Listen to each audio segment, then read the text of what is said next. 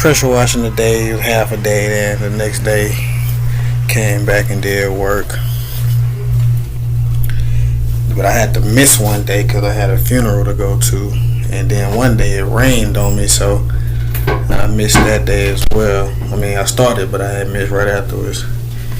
Now I'm on to the side, spraying this up. Easy peasy. Siding is always the easiest part to do because you can just spray it or roll it and it'll go through fast. But you gotta be careful about everything else around. So I masked up whatever that is, I guess the water meter or whatever, so I can go ahead and spray around that and don't miss everything. So if you see down there, they asked me to paint the foundation and the pipes. I mean it's not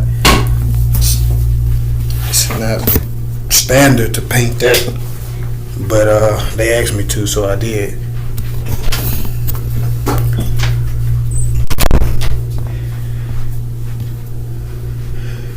Now, this is the easy part, brushing it, rolling the fascia and the gutters.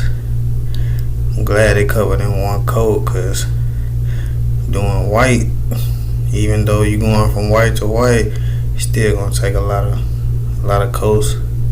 That was easy. I already had sprayed this excuse me, this siding, so I wanted to spray because I was getting kind of tired. I was like, man, I'm ready to get up out of here. So I just masked everything up and started spraying, making sure the lady next door didn't pop her head out complaining. But you know, everything went according to plan. It just took a while. Back when I had a crew, this job probably would have took maybe 4 or 5 days, if that. I mean, because you got the apartment in the back and the house, so. But it took like 7 for me. But they wasn't all full days, so I think I did a good job. The house looked good at the end. The customers was happy. They even gave me a tip. They even want me to come back and do more work on the inside and do work for their neighbors and family members. So that's a win in my book.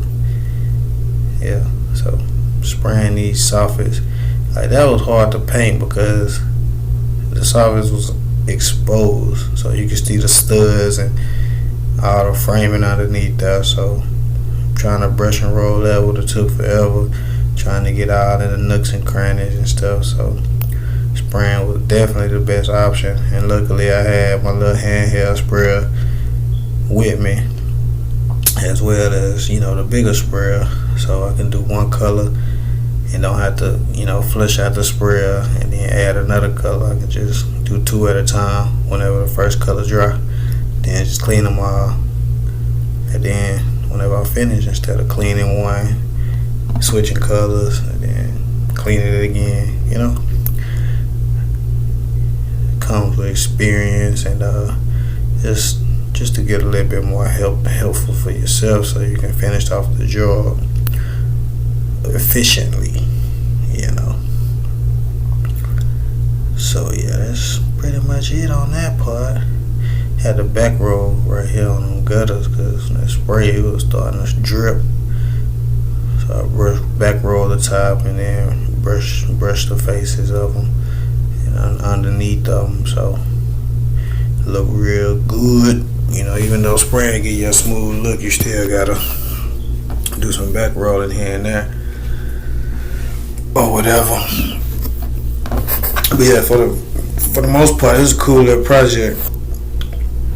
The toughest part, you know, was getting this trim in the front, because they got a pergola and they got a patio cover. The chimney was not a problem at all.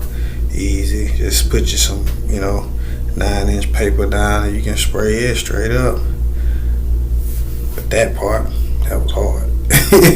I ended up having to spray everything, even the they was gonna replace the roof on it, but they said not for a couple of weeks, so I just sprayed it top and bottom, and it looked good when it came up.